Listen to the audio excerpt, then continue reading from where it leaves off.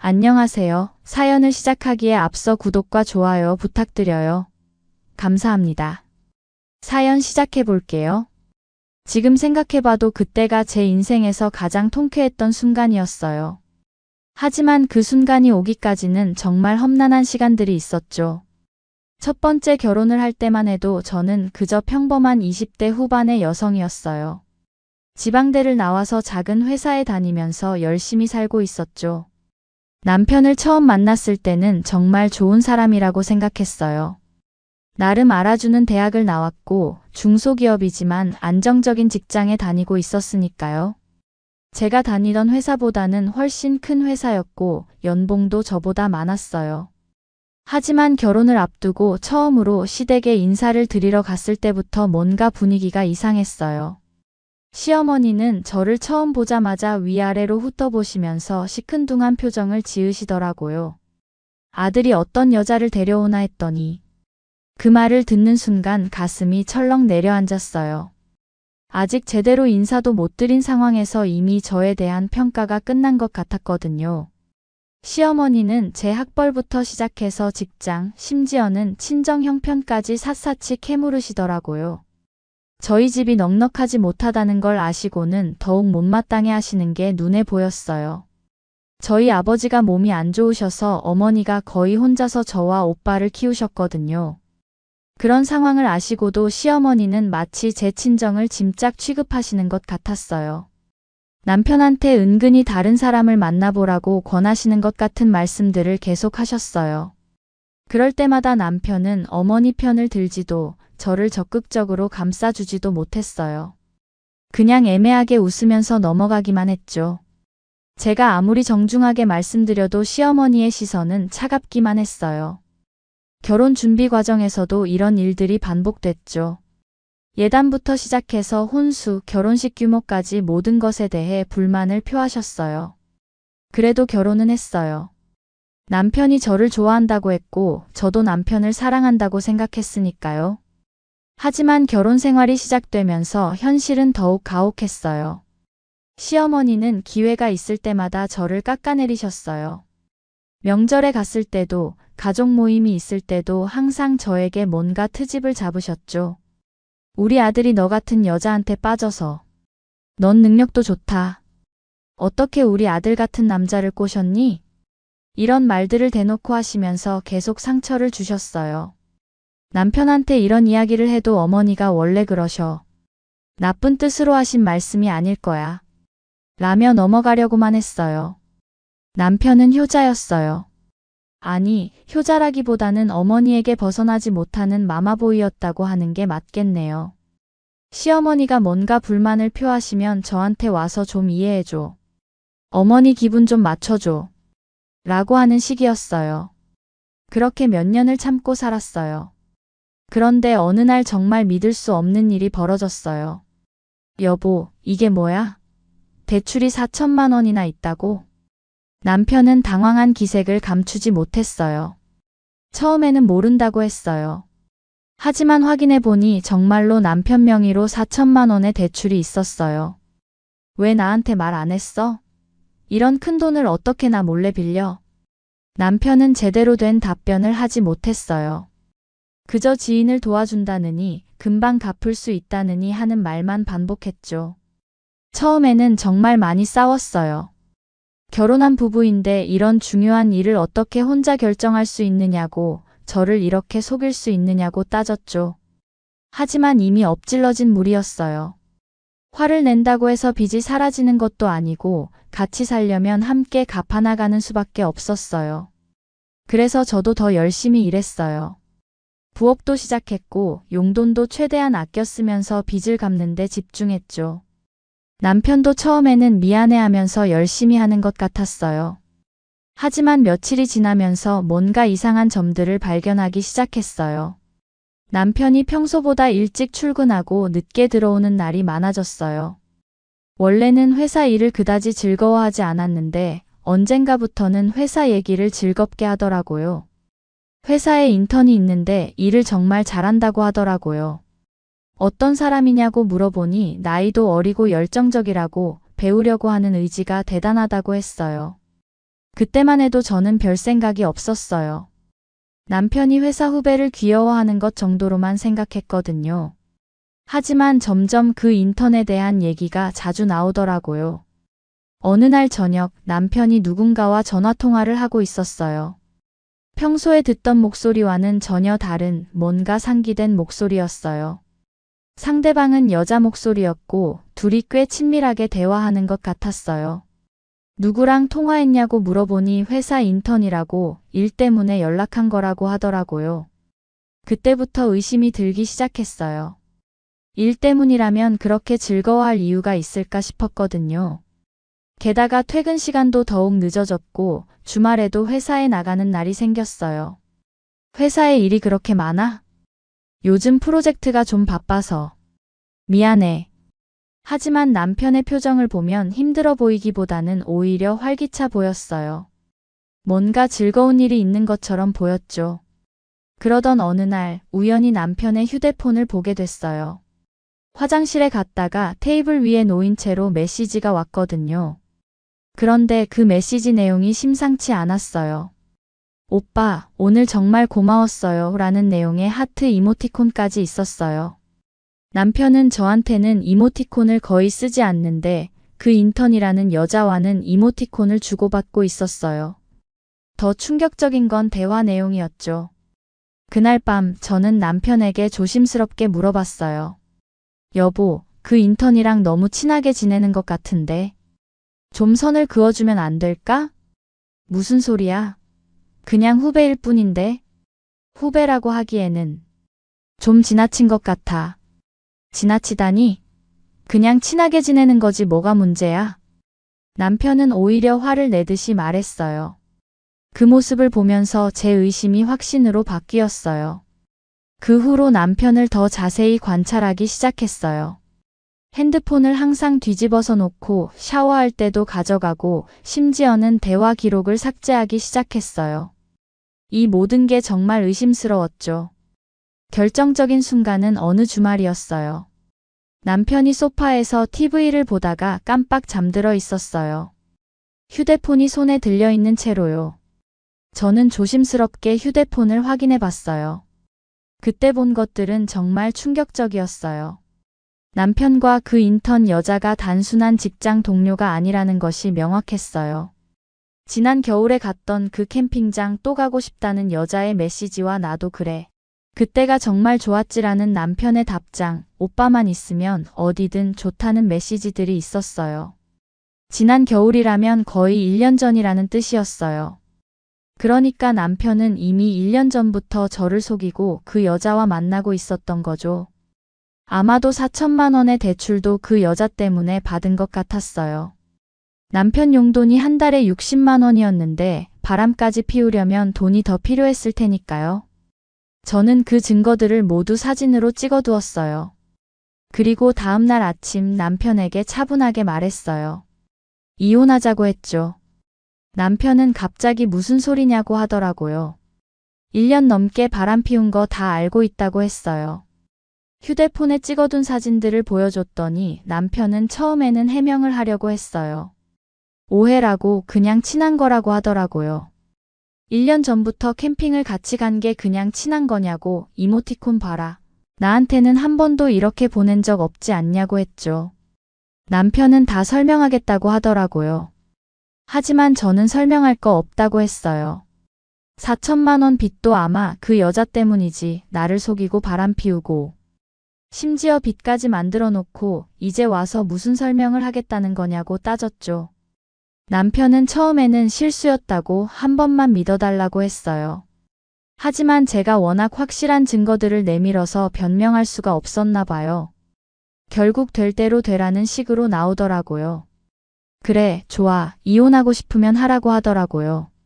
그 순간 정말 허탈했어요. 미안하다는 말도 잘못했다는 말도 없이 그냥 던져버리듯이 말하는 거예요. 더 가관인 건 시어머니였어요. 이 상황을 아시고는 오히려 잘 됐다면서 이혼을 부추기시더라고요. 애초에 우리 집하고 안 맞았다고 이참에 깔끔하게 정리하는 게 좋겠다고 하시더라고요. 누굴 들여도 나보다는 나을 것 같다고까지 하시더라고요. 정말 끝까지 저를 무시하시더라고요. 왜 그렇게까지 저를 싫어하시는지 모르겠지만 아마도 시어머니는 아들에 대한 집착이 심해서 누가 며느리로 와도 질투하고 싫어하셨을 거예요. 그렇게 저는 첫 번째 결혼을 정리했어요. 위자료도 받았고 재산 분할도 깔끔하게 했어요. 빚은 남편이 혼자서 갚기로 했죠. 애초에 저 몰래 만든 빚이니까요. 그런데 이혼 과정에서 제가 모르는 남편 빚이 5천만 원이 더 있다는 걸 알게 됐죠. 정말 충격적이었어요. 이혼 후에는 다시 혼자 사는 생활에 적응해야 했어요. 처음에는 힘들었지만 점점 자유로워지는 걸 느꼈어요. 더 이상 시어머니 눈치를 볼 필요도 없고 바람 피우는 남편 뒤치다꺼리를 할 필요도 없었으니까요. 그런데 그 무렵 오빠가 갑작스럽게 결혼을 하겠다고 했어요. 원래 오빠는 결혼 안 하고 혼자 살겠다고 항상 말했었거든요. 어머니가 걱정을 많이 하실 정도였죠. 그런데 어느 날 갑자기 결혼하겠다더니 새언니가 임신 3개월이라고 하더라고요. 오빠는 급하게 결혼 날짜를 잡았어요. 새언니 배가 불러오기 전에 예식을 올리고 싶어 했거든요. 결혼식 날 새언니를 처음 봤는데 정말 순수해 보이는 분이셨어요. 오빠가 마음을 바꾸고 결혼을 결심할 만하다는 생각이 들었어요. 성격도 밝고 착해 보이시더라고요. 신혼여행에서 돌아온 오빠와 새언니와 함께 저녁 식사를 했는데 새언니가 갑자기 저에게 물어보시더라고요. 아가씨 혹시 만나는 사람 있어요? 없다고 했더니 그럼 결혼식 때 새언니 친구가 저를 보고 엄청 마음에 들어 했다면서 한번 만나볼 생각 없냐고 하시는 거예요. 저는 처음에는 부담스럽다고 했어요. 이혼한 지 얼마 안 돼서 재혼에 대한 생각이 없었거든요. 제가 한번 이혼한 것도 이야기했는데 그분은 아이가 있는 것도 아닌데 괜찮다면서 적극적으로 만나고 싶다고 했다는 거예요. 새언니가 워낙 간곡하게 부탁해서 한번 만나보기로 했어요. 그런데 그분을 만나보니 제가 생각했던 것보다 훨씬 좋은 분이셨어요. 키도 크고 잘생기셨는데 성격도 정말 섬세하고 자상하셨어요. 피부과 전문이라고 하더라고요. 첫 만남부터 대화가 정말 잘 통했어요. 무엇보다 저의 이혼 경험을 전혀 이상하게 생각하지 않으셨어요. 오히려 힘드셨을 텐데 잘 견디셨네요 라며 따뜻하게 말씀해 주시더라고요. 그렇게 저희는 만나기 시작했어요. 그리고 항상 저를 배려해 주었어요. 이전 결혼에서는 남편이 혼자 다 정하고 저는 따라가기만 했는데 좀 달랐어요. 만난 지 2년이 좀 넘었을 때 저희는 결혼을 하게 됐어요. 시댁 어른들도 저를 정말 따뜻하게 맞아주셨어요. 대대로 의사 집안이라고 해서 처음에는 또 저를 싫어하시면 어떡하나 걱정했는데 완전히 기우였어요. 시어머니는 정말로 저를 편하게 대해주셨어요. 이전 시어머니와는 정반대였죠. 오히려 남편이 까탈스러운데 그 성격 받아줄 여자가 있긴 했다면서 좋아하셨어요. 결혼한 지 8개월 후에 저는 임신을 하게 됐어요. 정말 기뻤죠. 시댁에서도 엄청 환영해 주셨어요. 임신 후에는 정기검진을 받으러 산부인과에 자주 갔어요. 그날도 정기검진을 받으러 갔다가 아기 성별을 알게 됐어요. 아들이라고 하더라고요. 너무 기뻐서 남편에게 제일 먼저 알려주고 싶었어요. 그래서 바로 남편이 운영하는 피부과로 갔어요. 깜짝 선물을 해주고 싶었거든요. 그런데 그때였어요. 뒤에서 익숙한 목소리가 들렸어요. 어머, 이게 누구야? 이런 데서 보네. 돌아보니 전 시어머니셨어요. 정말 오랜만에 보는 분이었죠. 저도 당황스러웠지만 예의상 인사를 드렸어요. 안녕하세요, 어머님. 안녕은. 넌 여기 뭐 하러 왔니? 아, 그냥. 볼 일이 있어서요. 그런데 전 시어머니는 저를 위아래로 훑어보시더니 비아냥거리는 투로 말씀하시더라고요. 돈도 없는 주제에 이런 병원에 어떻게 왔니? 여기가 어디인지 알고 온 거야? 그 말을 듣는 순간 옛날 기억들이 다 떠올랐어요. 항상 저를 무시하고 깔보던 그 모습 그대로였어요. 4년이 지났는데도 전혀 변하지 않으셨더라고요. 저는 그냥 대충 넘어가려고 했어요. 괜히 시비 걸고 싶지 않았거든요. 그런데 바로 그때였어요. 어머, 사모님 어서 오세요. 간호사가 저를 보면서 밝게 인사를 하더라고요. 원장님 아직 진료 중이신데 잠깐 기다려주세요. 그 말을 들은 전 시어머니의 표정이 순간적으로 굳어졌어요. 사모님? 너가? 사모님? 저는 차분하게 대답했어요. 네, 여기 제 남편이 운영하는 피부과예요. 너가 이 병원장이랑 결혼했다고? 네, 그리고 지금 뱃속에 아이도 있는걸요? 전 시어머니는 정말 당황하시는 것 같았어요. 입을 벌린 채로 저를 쳐다보시더라고요. 그때 저는 이때다 싶었어요. 지난 결혼 생활 동안 쌓였던 모든 감정이 한꺼번에 올라왔어요. 그동안 당했던 모든 무시와 모멸감이 떠올랐죠. 저는 미소를 지으면서 말했어요. 그런데 어머님도 이런데 오실 형편은 아니지 않아요? 어머님 아들이 그렇게 벌이가 좋은 것도 아닐 텐데요. 전 시어머니의 얼굴이 점점 빨개지더라고요. 게다가 이혼할 때 빚도 꽤 있었잖아요. 괜찮으세요? 너가 감히. 전 시어머니는 말문이 막히신 것 같았어요. 뭔가 말을 하려고 하시는데 제대로 된 말이 나오지 않으시더라고요. 제가 남편한테 말해서 특별히 신경 써달라고 할게요. 그래도 어머님 아들벌이 생각해서 피부과는 좀 자제하세요. 저는 정말 달콤한 미소를 지으면서 말했어요. 전 시어머니는 어버버 하시면서 제대로 된 말을 하지 못하시더라고요. 그러더니 휘청거리면서 밖으로 나가버리시더라고요. 뒤도 돌아보지 않으시고요. 그 모습을 보는 순간 정말 속이 시원했어요. 10년 묵은 체증이 한순간에 내려가는 기분이었죠. 그동안 얼마나 많은 말들을 참고 살았는데 드디어 한 방 먹였다는 생각이 들었어요. 그때 남편이 진료를 마치고 나왔어요. 저는 남편에게 아기 성별 이야기를 했어요. 아들이라고 하니까 남편이 너무 좋아하더라고요. 며칠 후에 지인을 통해서 들은 얘기로는 전 남편이 저와 이혼하고 그 인턴 여자와 결혼 준비하다가 결국 파혼했다고 하더라고요. 그 여자가 다른 남자와 바람이 났다고 하더라고요. 가정 있는 남자와 불륜을 저지르더니 결국 다른 남자와 또 바람을 핀 거예요. 결국 전 남편은 낙동강 오리알이 된 거였죠. 저는 별로 기분이 나쁘지 않았어요. 오히려 그럴 줄 알았다는 생각이 들었죠. 바람 피우는 사람은 또 바람을 피우게 되어 있고 바람 피우는 사람과 결혼한 사람은 또 바람을 맞게 되어 있거든요. 전 시어머니는 저를 다시 만나 뒤로 그렇게 배 아파한다더라고요. 자기 아들은 이혼하고 혼자 살고 있으니 말이죠. 그로부터 몇 달 후 저는 건강한 아들을 낳았어요. 정말 예쁘고 건강한 아기였어요. 시부모님들도 정말 좋아하셨어요.